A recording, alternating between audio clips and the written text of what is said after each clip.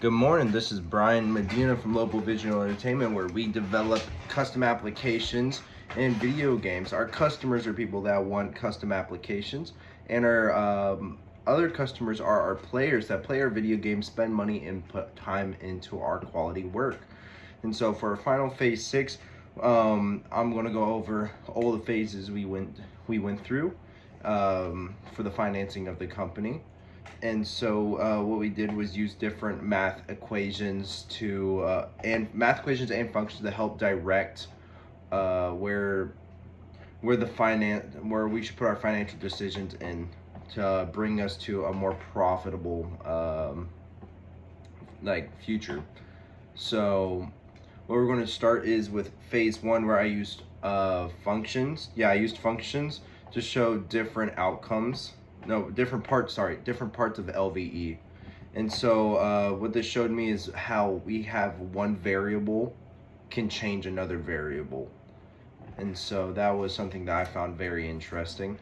And then for phase 2, we have we used system of equations and the, correct me if I'm wrong, the Gauss-Jordan elimination, where we use that to see how much resources are required for both of our both of our services. And so this kind of just showed how much we can work on a monthly basis. So it showed LVE's monthly limitations for how much work we can actually produce at a good enough quality and in a healthy amount of time. And then for phase 3, I used linear programming in the simplex method to create objective functions.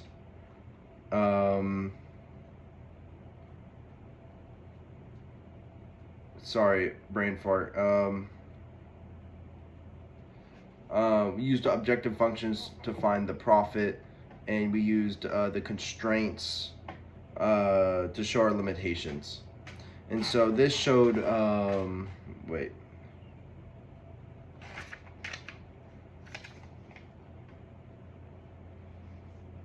Oh yeah, this showed how much resources we should put into our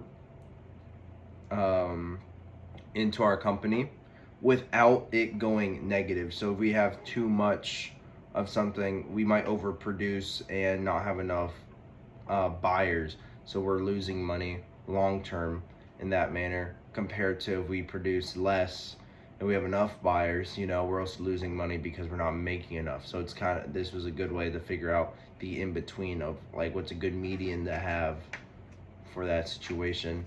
And so then we go into our phase 4, where this one was my favorite, where we use probability and expected value to for looking for the business outcomes, because most people want to look for what's their best way of succeeding, so this was one of the biggest categories I feel like people would work on.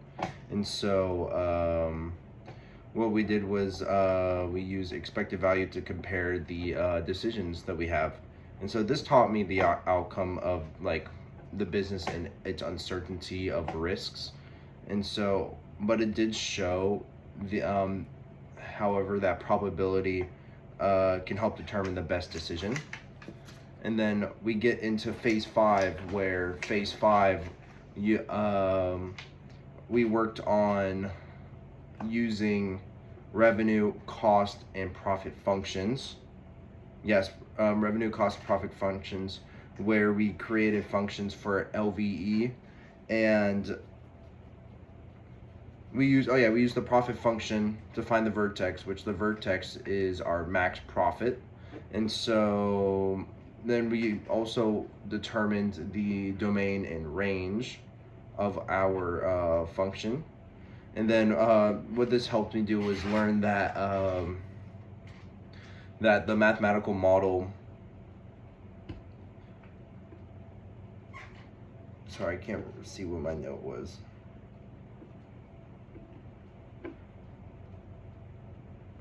Oh yeah, just like I said on the previous one, what I learned was that this was to help me find the best estimate or median for how much we should produce and sell to make the max amount of profit without going negative. So that's for that. And then phase 6 is about oh yeah, it's about how I use financial mathematics.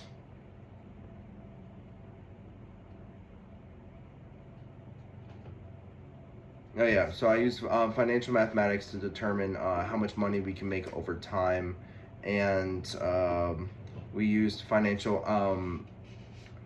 calculations to determine our business decisions, and then some revisions that was suggested by our wonderful teacher was time-wise, in which I was hoping to get this under 5 minutes, but I've been saying for probably a minute, so that's pretty bad.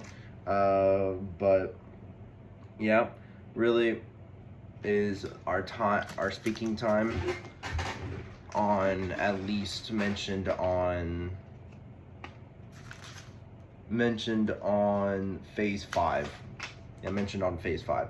And so overall, math helped me learn how to math helped me understand LVE better and see how we could it showed how business creating isn't just about selling a product and making money. There's more that goes into it: the time, the amount of people, the resources. It goes into a lot of things, and that like it's not just one quick and easy purchase. You have to plan ahead so you don't get negative in certain areas, and you need to see where you're lacking, what you could be doing better in to maximize your amount of profit. And so math was used to help determine, like I said, the resources, the outcomes, the profits, and the uncertainty when running a business. So I appreciate everything in this class. It taught me a lot. I had fun actually, and I hope you all have a blessed day.